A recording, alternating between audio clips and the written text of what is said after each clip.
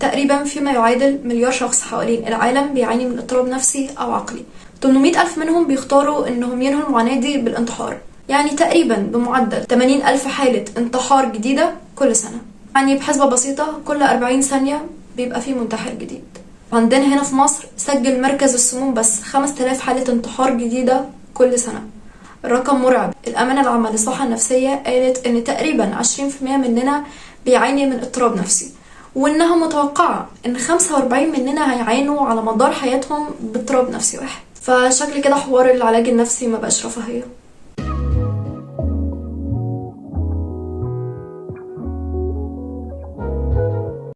احنا هنا في طار عادي هنتكلم عن العلاج النفسي لأول مرة تقريبا. زمان كنا بنسمع عن حالات الانتحار دي في الافلام، او لما كنا بنفتح الفيس مثلا كنا بنشوف حالة انتحار بقى من حد مش مصري بتحصل كل سنة مثلا، حاجة اللي هو بنحس ان هي بعيدة قوي عننا. لكن الموضوع قرب قوي، قرب لدرجة ان انا متأكدة ان كلنا في الدايرة القريبة بتاعتنا عندنا شخص حاول الانتحار، ان ما كانش تقريبا الشخص ده هو احنا. وفي الدايرة الكبيرة قوي عننا، معارفنا، زمايلنا، نلاقي ان للأسف في منهم شخص قرر انه ينهي حياته. تحديدا الفيديو ده مش عن الانتحار، الفيديو ده عن المرض النفسي.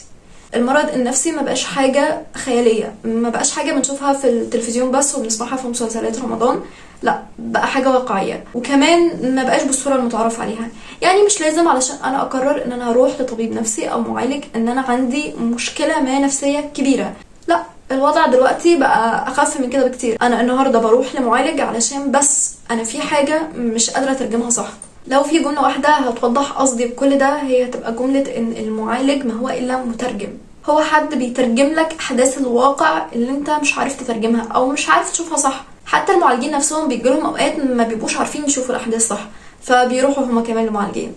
باب النجار طلع مخالف. علشان احنا كلنا بشر. لو انت اضطريت في وقت من الاوقات انك تروح لمعالج، فانا كمان هضطر في وقت من الاوقات اني اروح لمعالج، لان كوني بشتغل في المهنه دي فده ما يمنعش ان انا انسان بتعرض لحاجات ما ببقاش قادره ان انا اشوف الصوره الصح ليها. فمحتاجين حد بره الدايره بتاعتنا يبقى شايف مش بالعيون بتاعتنا، مش بعيون صحابنا ولا بعيون الناس القريبين، يبقى شايفنا من بره، يقدر يقول لنا الترجمه اللي احنا مش قادرين نشوفها، الترجمه اللي مش قادرين نشوفها عن الحاجه اللي حصلت او عن نفسنا. حتى احنا هنبلور الحلقه كده في كام نقطه. اول نقطه ان في ازمه كبيره قوي في العلاج النفسي، ان تقريبا مفيش فلوس. هو مش تقريبا، هو مفيش فلوس.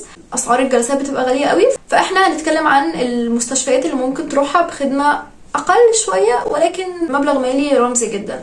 تاني حاجه، مش كل المعالجين بيبقوا اسوياء، مش كل الاطباء بيبقوا اسوياء، فانت محتاج تعرف العلامات اللي هتخليك تهرب. انت للاسف مش مضطر تكمل مع معالج عاوز يتعالج.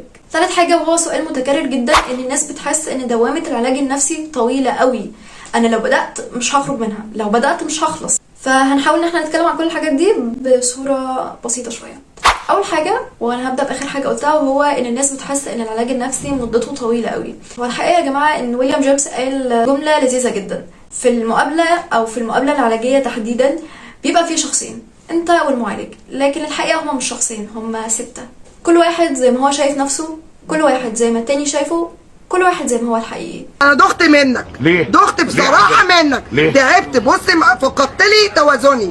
بص اعصابي كلها متوتره دلوقتي. فالجمله اللي بقولها دايما انك ما ينفعش تستنى انك تبقى انت الحقيقي في الجلسه من اول مره. فاحنا بنتعب اول كام جلسه عشان نوصل فعليا لانت قاعد انت والمعالج بس، انتوا بشخصيتكم الاثنين بس، انت الحقيقي وهو الحقيقي. يعني على الاقل 4 جلسات في البدايه، ما تستناش اي نتيجه لحد ما تبقى انت الحقيقي. زمان وقت فرويد والتحليل النفسي كانش فيه مدرسه علاجيه، كنا بنعاني في ان انت ممكن تروح لمعالج او طبيب تقعد معاه 3 سنين وانت مشكلتك لسه ما اتحلتش. ده كان في الوقت ده موجود وحقيقي. لكن دلوقتي لا، دلوقتي في مليون مدرسة علاجية تانية بتعتمد بشكل اساسي على ان الوقت يبقى قليل، على ان احنا نقلل مدة العلاج لاقصى درجة ممكنة. لو تقريبا تبقى من 3 ل6 شهور بتبدأ تشوف النتائج الملموسة. فلا يا جماعة والله العلاج النفسي مش دوامة ولا حاجة. تاني حاجة، امتى تحس ان انت في المكان الغلط، ان انت مع المعالج الغلط، وانك لازم تهرب. يا جماعه ثقوا في احساسكم شويه. يعني انا في ناس بتكلمني بتبقى حاسه ان المعالج ده كذا وكذا وكذا وكذا ومستمره. طب انت مستمر ليه؟ يعني حتى لو انت متردد ثق في احساسك. انت احساسك في الاغلب بيكون صح. يعني مثلا الاحساس اللي في اول 4 جلسات لا، ما تثقش فيه، لانه عاده بيكون انت حاسس انك مش مرتاح لان انت لسه ما وصلتش للحد الحقيقي اللي المفروض تكون عليه في الجلسه. الحد بيبقى بيكلمني بيبقى رايح الجلسه 20 وهو مازال حاسس انه مش مرتاح. ليه؟ وغالبا بيكون في سبب حقيقي ورا ان انت مش مرتاح. فلا، ثقوا في احساسكم شويه، ولما تحس انك مش مرتاح للمعالج ده ففي مليون معالج تاني، وما تخافش من ان انت تبدا رحله جديده. المعالج اللي هتحس منه ان هو مش متقبلك، مش متقبل الكلام اللي انت بتقوله، مش متقبل التجربه اللي انت مريت بيها، مش متقبل الحاجه اللي انت بتحكيها مهما كانت الحاجه دي بشعه، مهما كانت الحاجه دي انت عارف ان هي فعلا صعب ان انسان تاني يتقبلها، فده مش انسان تاني، ده معالج واجبه الاول والاخير ان هو يسمع بس، يساعدك وبس. الدكتور بتاعي كان دايما بيقول لي يا رؤية لو انت مش قادره تفصلي معتقداتك وافكارك عن الجلسه العلاجيه يبقى ما تشتغليش الشغلانه دي، ما تشتغلش الشغلانه دي، روح بيع لب، اشتغل اي حاجه تانية، بس الشغلانه دي مش مناسبه ليك. معالج لوام، انت بتحس انك قاعد مع مامتك او باباك من كتر اللوم. مفيش معالج بيعمل كده، مفيش معالج بيلوم ومفيش معالج بيمدح. المدح الاوفر واللوم الاوفر علامات تحذير. ما ينفعش ان انت تكمل مع معالج لوام ما بيحترمش رؤيتك للامور. حتى لو المعالج عارف ان العميل اللي قدامه رؤيته للحاجه دي غلط فهو بيحترمها. يعني ما ينفعش ان انا ابقى بقلل من رؤيتك لشيء ما لمجرد ان انا مش شايفه الرؤيه دي، او حتى لمجرد ان هي غلط. على فكره لو غلط فاحنا بنحاول على مدى الجلسات الطويله ان انا اترجم لك الواقع صح فتبدا تشوف الرؤيه الصح، مش اني انا اتريق على رؤيتك للحاجه دي. فطبعا ده معالج توكسيك يا جماعه، برضو لازم تهربوا منه.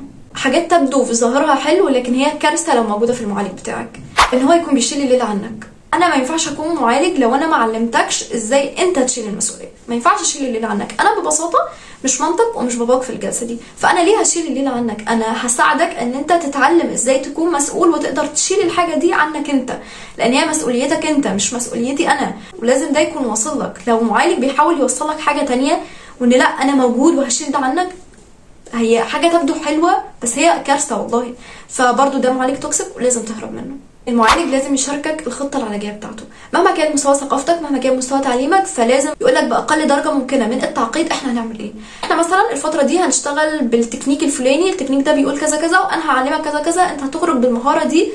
لازم ده يحصل. المعالج اللي ما بيقولش خطه واضحه لشغله لازم تهرب منه. العلاقه العلاجيه مش علاقه صداقه ولا زماله ولا قرايب ولا اخوه ولا اي علاقه تانية من اي مسمى، هي مجرد علاقه استشاريه. ان انت والمعالج هو معالج، ما ينفعش يكون باي مسمى تاني، وما ينفعش العلاقه تاخذ اي شكل تاني مطلقا. انت كعميل ممكن تحس بشعور ما ناحيه المعالج، ده عادي جدا، ده بالنسبه لك طبيعي جدا، بس ساعتها انت تتكلم مع المعالج بتاعك في الشعور اللي انت حاسه عشان يقدر انه يعالج الحاجه دي باقل الخسائر الممكنه. فلو في معالج بيحسسك ان هو صاحبك او اي حاجه تانية او اي مسمى تاني فده برضو معالج توكسيك لازم تهرب منه. طبعا ممنوع التلامس باي شكل من الاشكال في الجلسه العلاجيه.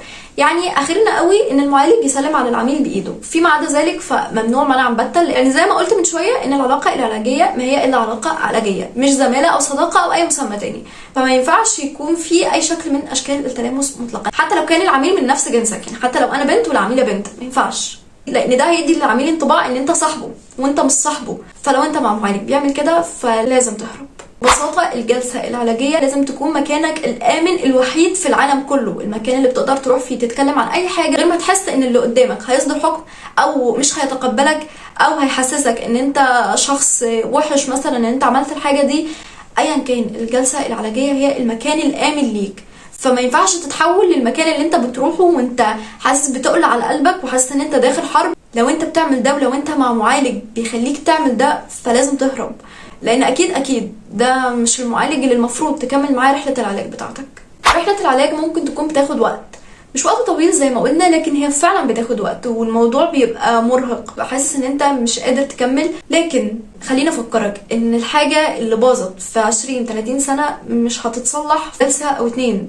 الموضوع محتاج صبر، ده حق نفسك عليك ان انت تصبر على نفسك، انت محتاج تصبر على نفسك وتاخد وقتك لحد ما تتعافى. المشكله الاكبر عند معظم الناس هي ان فعلا العلاج النفسي نوعا ما مكلف. فانا دلوقتي هقول شويه اماكن ممكن تلجأ ليها في العلاج النفسي. هي اي نعم يا جماعه مش بنفس الكفاءه بتاعه العيادات الخاصه، لكن اكيد هي احسن من ما فيش، وفي ناس كتير جدا اتعافت ووصلت لخط النهايه بالاماكن اللي انا هقولها دلوقتي. قبل بس ما نبدا نقول الاماكن دي، فالامانه العامه عامله خط ساخن ممكن تقدر تتصل بيهم في اي وقت 24 ساعه تسال عن اي حاجه انت عايزها او عن اي مشكله او تستفسر عن اي حاجه وهيرد عليك. كمان القصر العيني بقى فيه طوارئ للطب النفسي، فممكن تقدر تروح في اي وقت لو حسيت ان انت الحاجه اللي انت فيها دلوقتي واللي بتحصل لك حاليا ممكن تخليك تفكر في الانتحار مثلا لا قدر الله يعني. فالطوارئ شغالين طول الوقت. اول مكان طبعا هو مستشفى القصر العيني. مستشفى القصر العيني تقريبا من احسن الاماكن اللي ممكن تروحها فيها خدمه العلاج النفسي بشكل رمزي، في نفس الوقت الخدمه جيده كفايه مقارنه بالفلوس اللي انت هتدفعها. تقريبا الجلسه في القصر العيني بمعدل 10 جنيه حاجه زي كده. تاني مستشفى هي الطب النفسي في الدمرداش، الكشف بيكون ب5 جنيه، لكن بعد كده الجلسات بتبدا من اول 20 جنيه.